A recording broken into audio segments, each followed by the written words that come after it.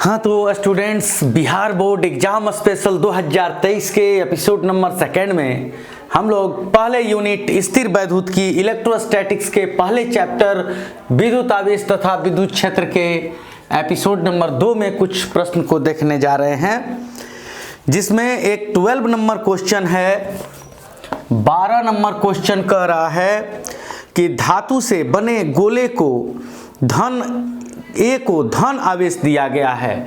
धातु से बना एक गोला है A, उसको धन आवेश दिया गया है तथा गोले A के बराबर द्रव्यमान के दूसरे धातु के गोले B को उतने ही परिमाण का ऋण आवेश दिया गया है। और एक धातु का गोला है B और उस गोले B को जितना प्लस Q, जितना प्लस चार्ज है उतना ही माइनस चार्ज इसको दिया गया है।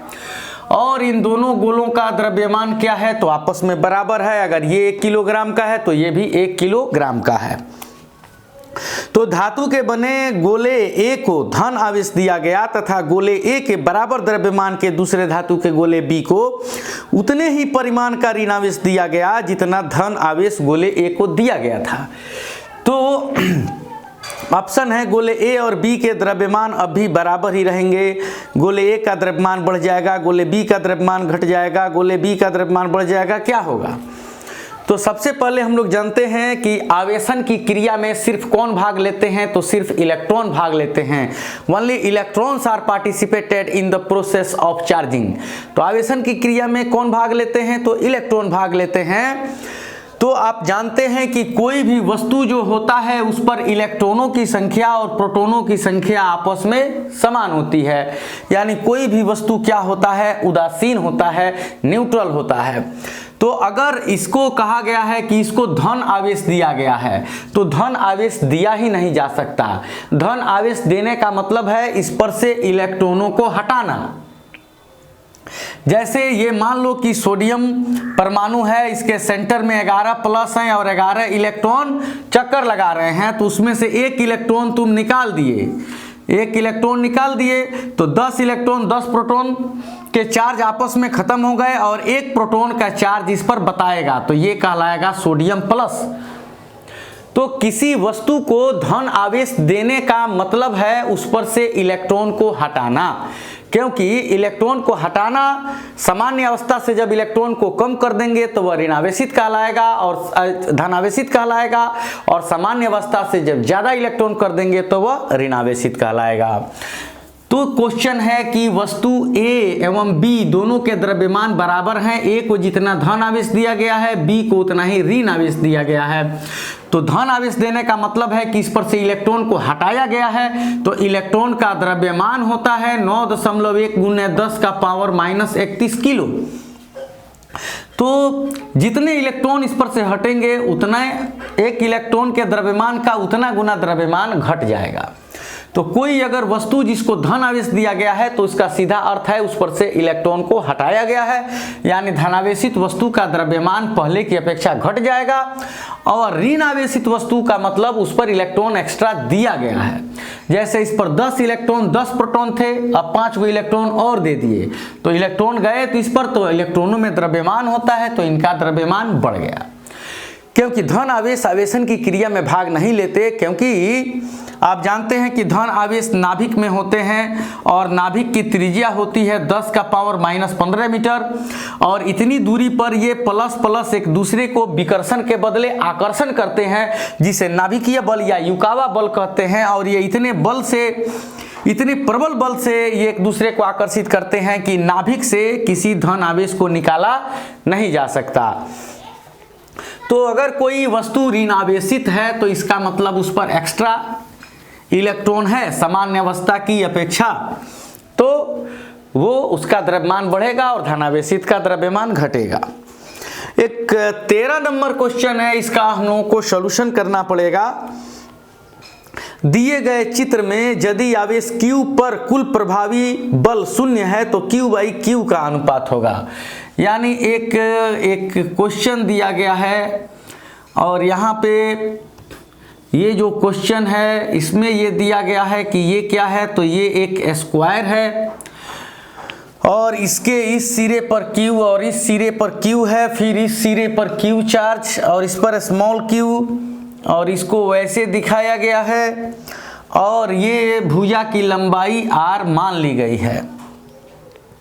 तो कह रहा है कि दिए गए चित्र में, यानी इस चित्र में यदि आवेश Q पर कुल प्रभावी बल शून्य हो, इस आवेश, चाहे इस आवेश किसी को मान ले, तो मान लेते हैं कि इस आवेश पर कुल प्रभावी बल क्या है, शून्य है, तो किसका अनुपात पता करना है, तो आपको Q/Q का अनुपात पता करना है। तो यहाँ पर अब जानते हैं कि ये पॉजिटिव चार्ज है और ये भी पॉजिटिव चार्ज, तो इसका फोर्स किधर लगेगा, तो इसका फोर्स इधर लगेगा, इसका फोर्स, तो इसका डायरेक्शन, अब इसका नाम मान लेते हैं क्या, तो A B C और D इसका नाम मान लेते हैं। तो अब क्या होगा, तो अब जो है वो B से A की दिशा में, इस Q चार्ज पर B से A की दिशा में एक फोर्स लगेगा, तो इसका नाम दे देंगे FBA। B से A की ओर और एक बल लगेगा इस Q के द्वारा इस Q पर इधर, तो इसका नाम दे देंगे, किस दिशा में बल लग रहा है, तो DA। तो ये हो गया FDA। और आप जो है अब ये बल और ये बल, ये दोनों इस पे काम कर रहे हैं, तो दोनों का रिजल्टेंट इस दिशा में होगा और इसका वैल्यू क्या हो जाएगा, F इस दिशा में FCA। तो ये बल इस चार्ज के द्वारा इस पर लग रहा है, बल इस चार्ज के द्वारा इस पर, तो इनका रिजल्टेंट इस पर होगा। तो ये जितना रिजल्टेंट इधर काम कर रहा है, उतना ही अगर इधर भी रिजल्टेंट, इधर भी फोर्स काम करे, तो इस पर परिणामी बल शून्य होगा। यानी FCA जितना बल इधर काम कर रहा है, उतना ही बल जो है इधर काम करे, कितना, तो FAC इस दिशा में, तो इस पर परिणामी बल शून्य होगा। तो सबसे पहले हम लोग पता करते हैं कि FCA क्या है। तो यहाँ हम लोग मान लेते हैं कि माना किसका परिणामी, तो FBA एवं FDA का परिणामी कौन है, तो FCA है। एक बल इधर FBA और एक बल FDA, इसका परिणामी क्या है, FCA है। तो FCA बराबर क्या होगा, तो वही फार्मूला लगेगा, R √A² + B² + 2AB cos θ। तो A² के जगह पे ये होगा FBA का स्क्वायर और उसका हो जाएगा FDA का स्क्वायर, और 2 FBA और FDA और इनके बीच का एंगल हो जाएगा cos 90। cos 90 के कारण ये टोटल टर्म 0 हो जाएगा। तो ये बचेगा FCA बराबर √FBA का स्क्वायर जोड़ FDA का स्क्वायर। अब इसे एक मान लेते हैं, और अब यहाँ पर क्या देखते हैं कि ये Q है, ये बड़ा Q है, और दूरी क्या है, तो R, ये छोटा Q, ये बड़ा Q, दूरी कितनी है, R। तो इधर जितना FBA फोर्स लग रहा है, उतना ही फोर्स इधर FDA लगेगा। तो यहाँ नाउ बट, लेकिन यहाँ FBA जो है वो कितना है, तो FDA है, लेकिन यहाँ पर FBA कितना है, तो FDA के बराबर है, और इनका वैल्यू क्या है, तो कूलम के नियम से 1/4πε0 Q1Q2/r² है। तो ये जो दोनों बल हुए FBA और FDA आपस में बराबर है, तो दोनों को या तो FDA या दोनों को FBA मान सकते हैं। तो अब इस इक्वेशन से आते हैं फर्स्ट से, FCA बराबर √, अब ये है FBA का स्क्वायर, तो ये भी हो जाएगा FBA का स्क्वायर, क्योंकि ये दोनों आपस में बराबर हैं। तो ये 1 और 1 2FBA के स्क्वायर का √ होगा। तो यहाँ क्या मिलेगा, तो मिलेगा FCA बराबर √2 इंटू क्या हो जाएगा ये, तो FBA। तो ये हो गया FCA बल। अब यहाँ क्या लिखते हैं, Q के संतुलना अवस्था के लिए, यानी for equilibrium state of Q, यानी Q के संतुलना अवस्था के लिए। तो ये Q कब संतुलित रहेगा, जब इधर की ओर लगने वाला बल FCA और इधर की ओर लगने वाला बल FAC बराबर हो।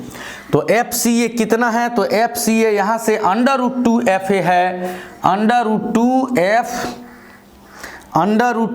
FBA है, FBA, और ये क्या है तो FAC, तो ये क्या हो जाएगा √2 और FBA यानी B से A के बीच का दूरी, तो उसका फोर्स निकाल देंगे क्या, तो 1/4πε0 Q/r², तो ये फोर्स हो गया इधर वाला, यानी FCA वाला फोर्स ये आ गया इधर। अब इधर वाला बल बराबर होना चाहिए FAC, तो ये क्या होगा 1/4πε0 और इसका QQ यानी Q × Q और बाई इसका क्या हो जाएगा, ये तो विकर्ण है तो ये हो जाएगा भुजा √2, वर्ग का विकर्ण होता है भुजा √2, तो भुजा है r, तो ये हो जाएगा r√2 का होल स्क्वायर। तो यहाँ से 1/4πε0 से 1/4πε0 एक बड़ा Q से एक बड़ा Q को कैंसिल किया और यहाँ पर बच गया √2 Q/r², √2 Q/r² और यहाँ बचेगा Q/ और इसका स्क्वायर माने r² और √2 का स्क्वायर यानी 2, तो ये और ये कैंसिल हो गए और यहाँ पर क्या बच गया, तो यहाँ पर बच गया √2 Q/Q/2। तो हम लोगों से बड़ा Q/ छोटा Q पूछा जा रहा है, तो बड़ा Q को यहाँ रोकेंगे और ये छोटा Q यहाँ पे आएगा तो है इधर चला जाएगा, तो ये बच गया 2√2, तो इसका अनुपात हो गया 2√2:1 हो जाएगा। ठीक है, आप इसका चाहें तो आप इसका स्क्रीनशॉट ले सकते हैं। और ये 13 नंबर का सॉल्यूशन हुआ। अब 14 नंबर में है कि जब किसी वस्तु को आवेशित किया जाता है तो उसका द्रव्यमान। अरे आवेशित तो दो तरह से कर सकते हैं। जब वस्तु को धनावेशित किया जाता है तो इसका मतलब उस वस्तु पर स्थित जो सामान्य इलेक्ट्रॉन है उनकी कमी की जाती है। जैसे कोई पदार्थ है उस पर 100 इलेक्ट्रॉन और 100 प्रोटॉन है, कोई परमाणु है उसमें 100 इलेक्ट्रॉन और 100 प्रोटॉन है, कोई भी पदार्थ है तो वो न्यूट्रल है। अब उसमें से 10 इलेक्ट्रॉन हटा दिए तो इलेक्ट्रॉनों की कमी हो गई, तो वो 10 इलेक्ट्रॉन हटाए तो 10 पॉजिटिव चार्ज उस पर बढ़ गया, तो वह एक प्रोटॉन का 10 गुना धनावेश चार्ज उस पर बढ़ गया। तो जब किसी वस्तु को धनावेशित करते हैं तो उसका द्रव्यमान घटता है, ऋणावेशित करते हैं तो बढ़ता है। ये अगले क्वेश्चन में हम लोग समझे हैं। अब अगले क्वेश्चन में कह रहा है 15 नंबर में आप इसका स्क्रीनशॉट ले सकते हैं। 15 नंबर में है जब विद्युत क्षेत्र E के लंबवत रखे, 15 नंबर क्वेश्चन है विद्युत क्षेत्र E के लंबवत रखे विद्युत द्विध्रुव का आघूर्ण P है, यानी dipole moment of an electric dipole situated normally to the direction of electric field is P। तो ये कह रहा है कि कोई, तो आप तो जानते ही हैं कि अगर ये प्लस चार्ज है तो इसके चारों ओर बाहर की ओर इलेक्ट्रिक फोर्स लाइंस होंगी। क्यों? क्योंकि ये विद्युत बल रेखाएं प्लस चार्ज की बाहर की ओर होती हैं, क्योंकि किसी बड़े प्लस चार्ज के चारों ओर कोई टेस्ट पॉजिटिव चार्ज जैसे कोई प्रोटॉन रखेंगे तो क्या होगा, सेंटर से बाहर की ओर भागेगा। तो इसका इलेक्ट्रिक फील्ड हम लोग ये ले लेते हैं। तो ये कह रहा है कि यहाँ पर क्या है, तो यहाँ पर एक इलेक्ट्रिक फील्ड है E। ठीक है, तो विद्युत क्षेत्र E से लंबवत रखे, विद्युत क्षेत्र E है उसके लंबवत रखे, विद्युत क्षेत्र E के लंबवत रखे। तो यहाँ प्लस Q और यहाँ माइनस Q, ये इसका मिडिल पॉइंट हो गया। तो विद्युत क्षेत्र E से लंबवत रखे विद्युत द्विध्रुव का आघूर्ण P है। तो आघूर्ण की दिशा क्या होती है, तो 2L की दिशा में, यानी प्लस से माइनस की ओर। तो इसका आघूर्ण P है, यानी P बराबर Q गुने 2L। तो क्वेश्चन क्या है कि विद्युत क्षेत्र की दिशा के लंबवत दिशा में रखे इलेक्ट्रिक डाइपोल विद्युत द्विध्रुव का आघूर्ण P है। इस स्थिति में द्विध्रुव की स्थैतिक ऊर्जा शून्य मान लेने पर, और जब ये यहाँ पे है तो यहाँ पे इसका एनर्जी हम 0 मान लें तो E एवं P के बीच थीटा कोण की स्थिति में, तो अब ये E हो गया और ये P का डायरेक्शन। अब मान लो कि यहाँ पे यहाँ पे पोटेंशियल एनर्जी 0 है, तो अब ये डाइपोल घूम करके यहाँ पर चला आया, अब ये प्लस यहाँ हो गया और माइनस यहाँ हो गया। तो अब विद्युत क्षेत्र और डाइपोल की दिशा यानी डाइपोल मोमेंट की दिशा के बीच कितना एंगल हो गया? थीटा एंगल हो गया। तो अब पूछ रहा है कि विद्युत क्षेत्र E के लंबवत रखे विद्युत द्विध्रुव का आघूर्ण P है। इस स्थिति में द्विध्रुव की स्थितिज ऊर्जा शून्य मान लेने पर, अब यहाँ पे 0 इसका एनर्जी मान लेने पर, E और P के बीच थीटा कोण की स्थिति में, E एवं P के बीच थीटा कोण की स्थिति में द्विध्रुव की स्थैतिक ऊर्जा कितनी होगी? तो स्टैटिकल एनर्जी यानी डाइपोल को घुमाने में किया गया कार्य उसमें ऊर्जा के रूप में संचित हो जाता है। The work done to move dipole in the electric field is to be conserve in the form of energy called statical energy of the dipole. तो इसका सूत्र हम लोग पढ़े हैं PE यानी स्टैटिकल एनर्जी कहिए या पोटेंशियल एनर्जी कहिए, इसके लिए हम लोग पढ़े हैं PE cos theta 1 minus cos theta 2। तो PE cos थीटा क्या था? तो 90 था पहले, तो cos 90, उसके बाद कितना हो गया? तो उसके बाद थीटा हो गया। तो PE cos 90 का वैल्यू 0 और फिर बच गया माइनस cos थीटा, तो ये माइनस PE cos थीटा हो गया। और हम लोग जानते हैं कि A dot B equal to mod of A mod of B cos theta, यानी हम लोग जानते हैं AB cos थीटा। तो इसी को हम लोग कैसे लिख सकते हैं? माइनस P डॉट E, क्योंकि अगर यहाँ P डॉट E लिखते हैं तो वो होगा mod of P mod of E और cos थीटा। तो जब किसी भी वेक्टर का हम लोग मैग्नीट्यूड लेते हैं तो उस पर से तीर का निशान हट जाया करता है। तो इसका ऑप्शन होगा minus P dot E 15 number question का। 16 नंबर कूलम्ब बल है, केंद्रीय बल विद्युत बल A और B दोनों इनमें से कोई नहीं। तो कूलम्ब तो विद्युत बल है ही, Coulomb is an electric force, ये तो हम लोग जानते हैं। अब कूलम्ब का जो बल है वो केंद्रीय बल है कि नहीं, तो सबसे पहले सेंट्रल फोर्स को जानने के लिए हम लोग ये पता करेंगे कि ये है क्या। तो केंद्रीय बल वह बल है जो दो बिंदुओं को मिलाने वाली सीधी रेखा के अनुदिश काम करता है। जैसे कि बात करें अगर ग्रेविटेशनल फोर्स की यानी गुरुत्वाकर्षण बल की अगर बात करें तो ये क्या है? सेंट्रल फोर्स है, क्योंकि अगर यहाँ पृथ्वी है और यहाँ अगर चंद्रमा है तो इनके बीच लगने वाला गुरुत्वाकर्षण बल इन दोनों के केंद्रों को मिलाने वाली सीधी रेखा के अनुदिश काम करेगा। एक तरह से ये भी कह सकते हैं कि यहाँ से किसी वस्तु को यहाँ तक सीधे ले जाने में जितना कार्य किया जाएगा, इस वस्तु को ऐसे घुमा कर भी ले जाने में उतना ही कार्य किया जाएगा। यानी वह बल जो जिसके द्वारा किया गया कार्य पथ पर निर्भर नहीं करता, बल्कि दो बिंदुओं को मिलाने वाली सीधी रेखा के अनुदिश काम करता है। उसी तरह से मैग्नेटिक फोर्स भी सेंट्रल फोर्स है। और क्या है? ये बड़ा क्यू है और ये छोटा क्यू है और ये छोटा क्यू है। तो इन दोनों के बीच लगने वाला बल इन दोनों को मिलाने वाली सीधी रेखा के अनुदिश जो है काम करेगा और उनके बीच की विस्थापन पर निर्भर करेगा।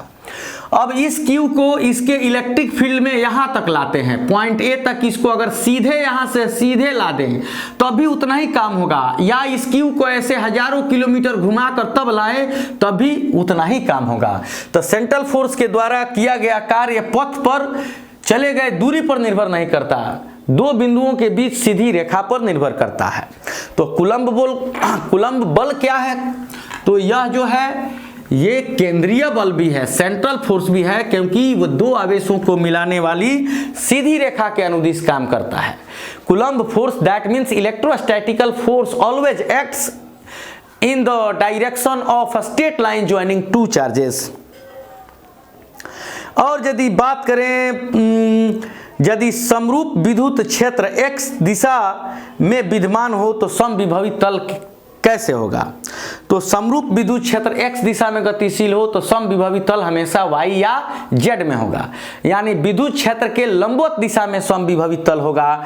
जैसे कि मान लेते हैं कि यहाँ पर कोई q है और इस q के कारण क्या हुआ है? तो इस क्यू के कारण ये इलेक्ट्रिक फील्ड चारों ओर बना हुआ है, एक विद्युत क्षेत्र बना हुआ है। तो ये समविभवी तल क्या कहलाता है? तो समविभवी तल यानी एक ऐसा काल्पनिक तल जिसके प्रत्येक बिंदु पर विभव समान हो, यानी कि एक ऐसा तल जिसके सतह पर एक से दूसरे स्थान तक किसी आवेश को ले जाने में कोई कार्य नहीं करना पड़ता है। तो जैसे अब ये आवेश है, इससे 1 मीटर की दूरी पर एक समविभवी तल की एक खोखले गोले की तरह तल की कल्पना करते हैं। तो यहाँ पर प्रत्येक बिंदु पर विभव क्या होगा? समान होगा, क्योंकि विभव का सूत्र क्या होता है? 1/4 पाई एप्सिलॉन नॉट Q/R। ये कांस्टेंट ही है और ये Q यहाँ Q हो गया, और इस Q से प्रत्येक बिंदु जो है समान दूरी पर है, तो प्रत्येक बिंदु पर विभव समान होगा। अगर एक बिंदु पर 10 वोल्ट तो प्रत्येक बिंदु पर 10 वोल्ट होगा। अगर और दूरी पर लेंगे तो R का मान बढ़ेगा तो विभव घटेगा। अब मान लो इस समविभवी तल के एक बिंदु पर 5 वोल्ट का विभव है, तो इसके भी प्रत्येक बिंदु पर क्या होगा? 5 वोल्ट का ही विभव होगा। तो आप देख रहे हैं कि ये दिशा जो है वो विद्युत क्षेत्र की दिशा है, और ये समविभवी तल पर खींचे गए स्पर्श रेखा से 90 डिग्री का कोण बनाता है। ये विद्युत क्षेत्र की दिशा है, और जब समविभवी तल पर एक स्पर्श रेखा खींचते हैं तो विद्युत क्षेत्र से यह 90 डिग्री का कोण बनाता है। तो इसका मतलब कि विद्युत क्षेत्र की दिशा जो है वो समविभवी तल पर लंब होता है, यानी अगर विद्युत क्षेत्र x दिशा में है तो समविभवी तल y या z दिशा में होगा। अब अगले एपिसोड में हम लोग अगले क्वेश्चन से स्टडी करेंगे।